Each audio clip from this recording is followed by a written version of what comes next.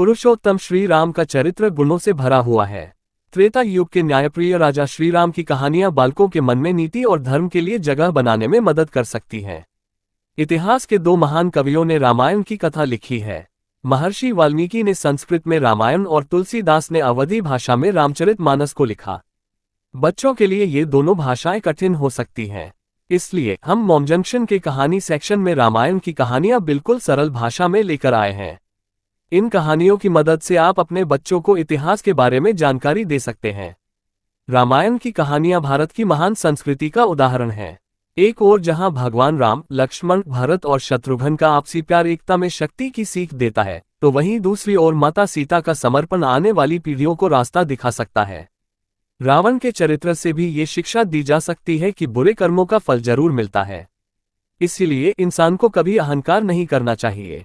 साथ ही ये कहानियां कठिन समय का सामना संयम के साथ करने की सीख भी देती हैं। साथ ही रामायण की कथा माता पिता का आदर करना व अनुशासन में रहने की सीख भी देती है। आप इन कथाओं के जरिए बच्चों को बुराई पर अच्छाई की जीत का पाठ सिखाते हुए उनके मन में अच्छे संस्कारों को विकसित कर सकते हैं। कुंभकर्ण की नींद। रामायण में रावण के भाई कुंभकर्ण की भूमिका भी अद्भुत है।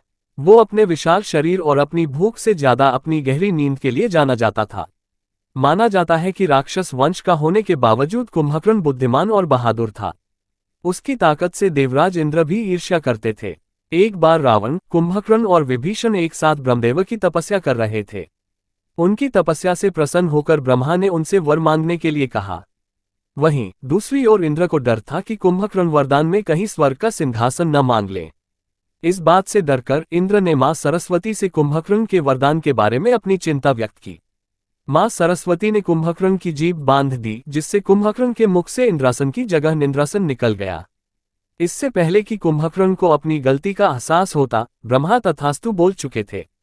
रावण सब कुछ समझ गया था। उसने ब्रह्मा से उनके दिए हुए वरदान को वापस लेने के लिए कहा। ब्रह्मा ने एक शर्त के साथ उस वरदान को वापस लिया कि कुंभकर्ण 6 माह सोएगा और 6 माह तक जागता रहेगा। इस बात को रावण ने मान लिया। कहा जाता है कि जब राम रावण का युद्ध हो रहा था, तब कुंभकर्ण सो रहा था। उसे जगाने की कोशिश की गई। बहुत प्रयास करने के बाद ही वो नींद से जागा था। लक्ष्मण जी नहीं सोए 14 साल। रामचंद्र जी को जब उनके पिता दशरथ राजपाट सौंपने वाले थे, तभी उनकी दूसरी पत्नी कैकेयी को उनकी दासी मंथरा ने खूब भड़काया। मंथरा ने कहा कि राजा तो आपके बेटे भरत को बनना चाहिए।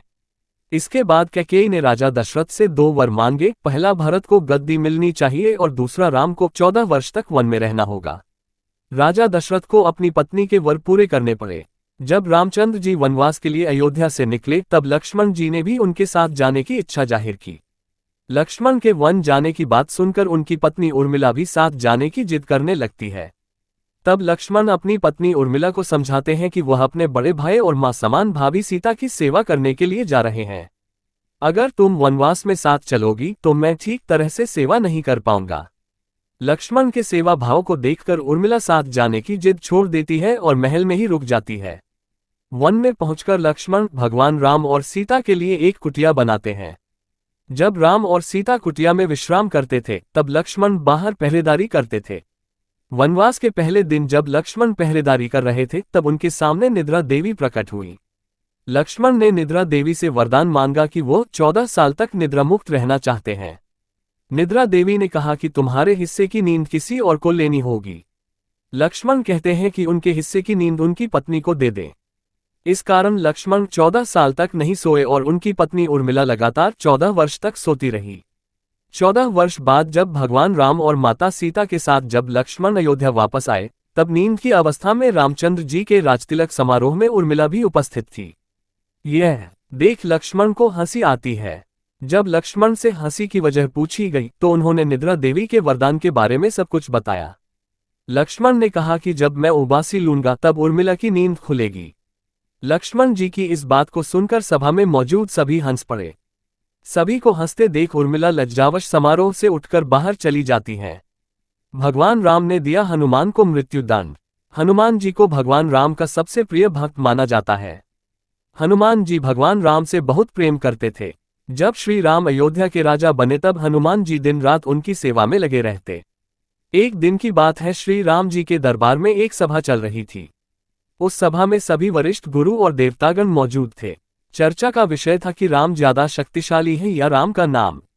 सब लोग राम को अधिक शक्तिशाली बता रहे थे और नारद मुनि का कहना था कि राम नाम में ज्यादा ताकत है। नारद मुनि की बात कोई सुन ही नहीं रहा था। हनुमान जी इस चर्चा के दौरान चुपचाप बैठे हुए थे। जब सभा खत्म हुई तो नारद मुनि ने हनुमान जी से कहा कि ऋषि विश्वामित्र को छोड़कर वो सब ऋषि मुनियों को नमस्कार करें। हनुमान जी ने पूछा, ऋषि विश्वामित्र को नमस्कार क्यों न करूं? नारद मुनि ने जवाब दिया, वो पहले राजा हुआ करते थे, इसलिए उन्हें ऋषियों में मत गिनो। नारद जी कहने पर हनुमान जी ने ऐसा ही किया। हनुमान जी सबको नमस्कार कर चुके थे और उन्होंने विश्वामित्र को नमस्कार नहीं किया। इस बात पर ऋषि विश्वामित्र क्रोधित हो गए और उन्होंने राम से कहा कि इस गलती के लिए हनुमान को मौत की सजा दें। श्री राम अपने गुरु विश्वामित्र का आदेश नहीं टाल सकते थे, इसलिए उन्होंने हनुमान को मारने का निश्चय कर लिया। हनुमान जी ने नारद मुनि से इस संकट का समाधान पूछा। नारद ने कहा, आप बेफिक्र होकर राम नाम का जाप करना शुरू करें। हनुमान जी ने ऐसा ही किया। वो आराम से बैठकर राम नाम का जाप करने लगे। श्री राम ने उन पर अपना धनुष बाण तान दिया। साधारण तीर हनुमान जी का बाल भी बांका न कर सके। जब हनुमान जी पर श्री राम के तीरों का कोई असर नहीं हुआ तो उन्होंने ब्रह्मांड के सबसे शक्तिशाली शस्त्र ब्रह्मास्त्र का उपयोग किया, लेकिन राम नाम जपते हुए हनुमान पर ब्रह्मास्त्र का भी कोई प्रभाव नहीं पड़ा। बात को बढ़ता देख नारद मुनि ने ऋषि विश्वामित्र से हनुमान जी को क्षमा करने को कहा। तब जाकर विश्वामित्र ने हनुमान जी को क्षमा किया। भगवान राम की बहन शांता।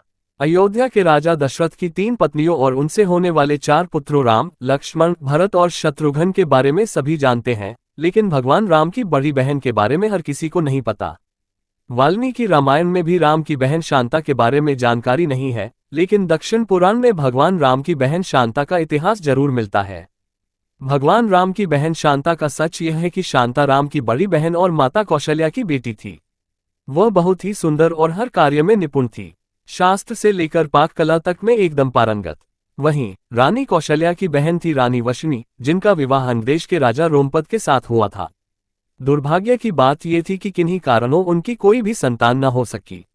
एक दिन वशिनी राजा रोमपद के साथ कौशल्या से मिलने अयोध्या आई। जब सभी एक साथ बैठकर भोजन कर रहे थे तभी वशिनी ने दशरथ की पुत्री शांता की शालीनता और कार्यकुशलता से मोहित होकर अपनी एक इच्छा प्रकट की। वशिनी ने कहा, वैसे तो मेरी कोई भी संतान नहीं है, लेकिन मेरी इच्छा है कि शांता की तरह ही मेरी भी एक पुत्री हो। वशिनी की इस बात पर राजा दशरथ उन्हें शांता को गोद देने का वचन दे देते हैं। इस प्रकार राजकुमारी शांता अंगदेश के राजा रोमपद की पुत्री बन जाती है। एक दिन राजा रोमपद किसी काम में इतना खोए रहते हैं कि उनकी चौखट पर आए ब्राह्मण की आवाज उन्हें सुनाई ही नहीं देती। फलस्वरूप ब्राह्मण को खाली हाथ वापस लौटना पड़ता है। देवराज इंद्र को राजा रोमपद द्वारा किया गया ब्राह्मण का यह अपमान जरा भी रास नहीं आता। वह अंगदेश में वर्षा न करने का निश्चय कर लेते हैं। ऐसे में बिना वर्षा अंगदेश में सूखा पड़ जाता है। इस वजह से अकाल की स्थिति पैदा हो जाती है। इस समस्या से उबरने के लिए राजा रोमपद ऋषि श्रृंग के पास जाते हैं और उनसे इस समस्या का उपाय पूछते हैं। ऋषि राजा को यज्ञ कराने की सलाह देते हैं, जिससे रूठे इंद्र देव को मनाया जा सके। राजा रोमपद ऐसा ही करते हैं और यज्ञ के बाद अंगदेश में पुनः वर्षा होती है। इससे अंगदेश में आई समस्या का अंत होता है।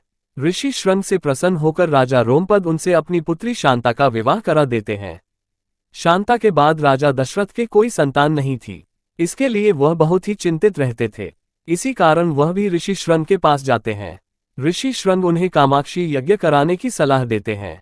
ऋषि के कहे अनुसार राजा दशरथ कामाक्षी यज्ञ संपन्न कराते हैं और प्रसाद के रूप में खीर बनवाते हैं। यज्ञ समाप्त होने के बाद जो खीर का प्रसाद था उसे राजा दशरथ की तीनों पत्नियां कौशल्या, सुमित्रा और कैकेयी ग्रहण करती हैं। कामाक्षी यज्ञ के प्रताप से रानी कौशल्या को पुत्र के रूप में राम, कैकेयी को भरत और सुमित्रा को लक्ष्मण व शत्रुघ्न की प्राप्ति होती है। चारों पुत्रों को अपनी बहन शांता के बारे में कुछ भी मालूम नहीं होता है। समय के साथ धीरे धीरे राम को अपनी माता के दुख का पता चलता है। साथ ही भगवान राम की बहन शांता के जीवन का सच, जो कोई नहीं जानता था, राम को मालूम हो जाता है। बहन शांता के बारे में जानने के बाद राम अपनी मां को बहन शांता से मिलवाते हैं और सभी पुराने मतभेदों को दूर कर एक साथ रहने का वचन देते हैं। भगवान राम की मृत्यु। धरती पर भगवान राम ने अपने सारे काम कर लिए थे, अब उनकी मृत्यु का वक्त सामने आ गया था। ऐसे में यमराज ने एक साधु का रूप लिया और राम के नगर पहुंच गए। वो राम के महल पहुंचे और उनसे मिलने का वक्त तय किया। फिर वो श्री राम से मिले और उन्होंने उनके बीच होने वाली बातों को सबसे छुपाकर रखने की शर्त रखी। साथ ही यह भी कहा कि अगर हम दोनों की बातों के बीच कोई भी आएगा तो दरवाजे पर खड़े द्वाररक्षक को मृत्युदंड यानी मरना पड़ेगा दिया जाएगा। श्री राम ने साधु रूप धारण किए यमराज की बात मान ली और हनुमान जी के न रहने के कारण राम ने भाई लक्ष्मण को द्वारपाल बना दिया। फिर यमराज अपने असली रूप में आए और बोले, भगवान आपका पृथ्वी पर जीवन पूरा हो चुका है, अब आपका अपने लोक लौटने का वक्त आ गया है। यमराज और भगवान राम के बीच बातचीत चल ही रही थी कि उसी वक्त दरवाजे पर ऋषि दुर्वासा पहुंच गए। उन्होंने लक्ष्मण को दरवाजे से हटने को कहा और अंदर जाने की जिद पर अड़ गए। लक्ष्मण ने मना किया तो वह श्रीराम को श्राप देने की बात करने लगे। लक्ष्मण काफी परेशान हो गए। अगर श्रीराम की बात नहीं मानी तो उन्हें मरना होगा और अगर ऋषि की बात नहीं मानी तो श्रीराम को श्राप लगेगा। इस स्थिति में उन्होंने एक मुश्किल फैसला लिया और ऋषि को अंदर जाने दिया। बातचीत के बीच ऋषि को देख भगवान श्रीराम चिंतित हो गए कि अब उनको लक्ष्मण को मारने की सजा देनी होगी। ऐसे में भगवान राम ने लक्ष्मण को नगर से निकाल दिया। लक्ष्मण ने अपने भाई के वादे को निभाने के लिए सरयू नदी में जाकर जल समाधि डूब गए ले ली। लक्ष्मण के बारे में जानने के बाद राम बहुत दुखी हुए। फिर भगवान श्री राम ने भी जल समाधि लेने का फैसला किया। श्री राम भी सरयू नदी में जल समाधि लेने के निकल पड़े। उस वक्त वहां भरत, शत्रुघ्न, हनुमान, सुग्रीव और जामवंत भी मौजूद थे। देखते ही देखते भगवान श्री राम सरयू नदी में समा गए। कुछ ही देर बाद नदी के अंदर से भगवान अपने विष्णु रूप में सबके सामने प्रकट हुए। उन्होंने अपने भक्तों समेत वहां मौजूद हर किसी को दर्शन दिए। इस तरह भगवान राम धरती पर अपने जीवन को पूरा कर स्वर्ग लौट गए। रावण के 10 सिर का रहस्य। रावण के बारे में हर कोई जानता है। वह राक्षस वंश का था और उसके द्वारा की गई गलतियों के कारण हर साल दशहरे के दिन रावण दहन भी किया जाता है। वैसे क्या आपको मालूम है कि महान विद्वान और पंडित होने के साथ साथ रावण भगवान शिव का परम भक्त भी था। एक बार की बात है, रावण ने सोचा कि क्यों न अपने आराध्य शिव जी को प्रसन्न किया जाए। यह विचार कर वह तपस्या में लीन हो गया। बहुत समय तक तपस्या करने के बाद भी शिव जी प्रसन्न नहीं हुए तो रावण ने अपना सिर काटकर शिव जी को अर्पण कर दिया। इसके बाद उसका सिर फिर से जुड़ गया।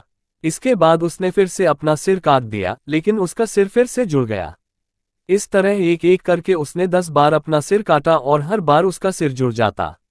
रावण की इस तपस्या को देखकर शिव जी प्रसन्न हो गए और उन्होंने वरदान के साथ ही उसे 10 सिर भी दे दिए। इस तरह रावण का नाम पड़ा दशानन पड़ा। रावण के 10 सिर होने को लेकर इस कहानी के साथ साथ कई अन्य कहानियां भी प्रचलित हैं। ऐसा कहा जाता है कि रावण 10 सिर नहीं थे, वह सिर्फ 10 सिर होने का भ्रम पैदा करता था। वहीं कुछ का ये भी मानना है कि रावण 6 दर्शन और 4 वेदों को जानने वाला था, इसीलिए उसे दशकंठी भी कहा जाता था। शायद इस कारण से भी उसे दशानन भी कहा जाता था। रामसेतु में गिलहरी का योगदान।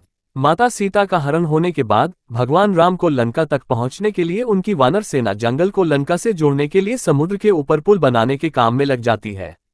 पुल बनाने के लिए पत्थर पर भगवान श्रीराम का नाम लिखकर पूरी सेना समुद्र में पत्थर डालती है। भगवान राम का नाम लिखे जाने की वजह से पत्थर समुद्र में डूबने के बजाय तैरने लगते हैं। ये सब देखकर सभी वानर काफी खुश होते हैं और तेजी से पुल बनाने के लिए पत्थर समुद्र में डालने लगते हैं। भगवान राम पुल बनाने के लिए अपनी सेना के उत्साह, समर्पण और जुनून को देखकर काफी खुश होते हैं। उस वक्त वहां एक गिलहरी भी थी जो मुंह से कंकड़ उठाकर नदी में डाल रही थी। उसे ऐसा बार बार करते हुए एक वानर देख रहा था। कुछ देर बाद वानर गिलहरी को देखकर मजाक बनाता है। वानर कहता है, हे गिलहरी, तुम इतनी छोटी सी हो, समुद्र से दूर रहो, कहीं ऐसा न हो कि तुम इन्हीं पत्थरों के नीचे दब जाओ। ये सुनकर दूसरे वानर भी गिलहरी का मजाक बनाने लगते हैं। गिलहरी यह सब सुनकर बहुत दुखी हो जाती है। भगवान राम भी दूर से ये सब होता देखते हैं। गिलहरी की नज़र जैसे ही भगवान राम पर पड़ती है, वो रोते रोते भगवान राम के समीप पहुंच जाती है। परेशान गिलहरी श्री राम से सभी वानरों की शिकायत करती है। तब भगवान राम खड़े होते हैं और वानर सेना को दिखाते हैं कि गिलहरी ने जिन कंकड़ों व छोटे पत्थरों को फेंका था, वो कैसे बड़े पत्थरों को एक दूसरे से जोड़ने का काम कर रहे हैं। भगवान राम कहते हैं, अगर गिलहरी इन कंकड़ों को नहीं डालती तो तुम्हारे द्वारा फेंके गए सारे पत्थर इधर उधर बिखरे रहते। ये गिलहरी के द्वारा फेंके गए पत्थर ही हैं जो इन्हें आपस में जोड़े हुए हैं। पुल बनाने के लिए गिलहरी का योगदान भी वानर सेना के सदस्यों जैसा ही अमूल्य है। इतना सब कहकर भगवान राम बड़े ही प्यार से गिलहरी को अपने हाथों से उठाते हैं। फिर गिलहरी के कार्य की सराहना करते हुए श्री राम उसकी पीठ पर बड़े ही प्यार से हाथ फेरने लगते हैं। भगवान के हाथ फेरते ही गिलहरी के छोटे से शरीर पर उनकी उंगलियों के निशान बन जाते हैं। तब से ही माना जाता है कि गिलहरियों के शरीर पर मौजूद सफेद धारियां कुछ और नहीं बल्कि भगवान राम की उंगलियों के निशान के रूप में मौजूद उनका आशीर्वाद है। कहानी से सीख। दूसरों के कार्य का मजाक नहीं बनाया जाना चाहिए। कार्य में किसी भी तरह का योगदान महत्वपूर्ण होता है।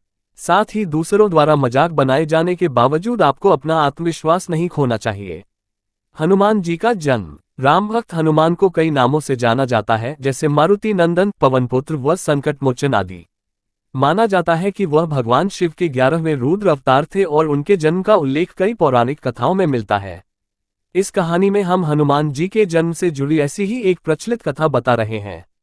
हनुमान जी के जन्म की कथा बहुत रोचक है। वे माता अंजनी और वानर राज केसरी के पुत्र थे। माना जाता है कि उनका जन्म कोई साधारण संयोग नहीं था, बल्कि देवतागण, नक्षत्र और सारे भगवान के आशीर्वाद से पृथ्वी से पाप का विनाश करने के लिए हुआ था। मान्यताओं के अनुसार माता अंजनी को यह वरदान मिला हुआ था कि उनका होने वाला पुत्र शिव का अंश होगा। इसके अलावा एक मान्यता ये भी है कि जब बजरंगबली का जन्म हुआ था, उसी समय रावण के घर भी एक पुत्र ने जन्म लिया था। ये संयोग दुनिया में अच्छाई और बुराई का संतुलन बनाए रखने के लिए हुआ था। बात सतयुग की है, जब माता अंजनी एक जंगल में बैठकर पुत्र प्राप्ति के लिए भगवान शिव की पूजा कर रही थी। वह हाथ जोड़कर और आंखें बंद करके आराधना में लीन थी। तभी उनकी सामने रखी कटोरी में एक फल आकर गिरा। माता अंजनी ने जब उस फल को देखा तो उन्होंने उसे प्रसाद समझकर सेवन कर लिया। दरअसल जब माता अंजनी जंगल में पूजा कर रही थी, तब वहां से दूर अयोध्या में राजा दशरथ भी पुत्र प्राप्ति के लिए शिव यज्ञ करवा रहे थे। इस हवन के बाद पंडित ने राजा दशरथ की तीनों रानियों को फल दिए, जिन्हें खाने से उन्हें पुत्र प्राप्ति हुई थी। इन्हीं फलों में से एक छोटा सा अंश एक पक्षी उठाकर ले गया, जिसे उसने बाद में माता अंजनी के सामने रख दिया। इस प्रकार भगवान शिव के आशीर्वाद से हुआ था केसरी नंदन हनुमान का जन्म।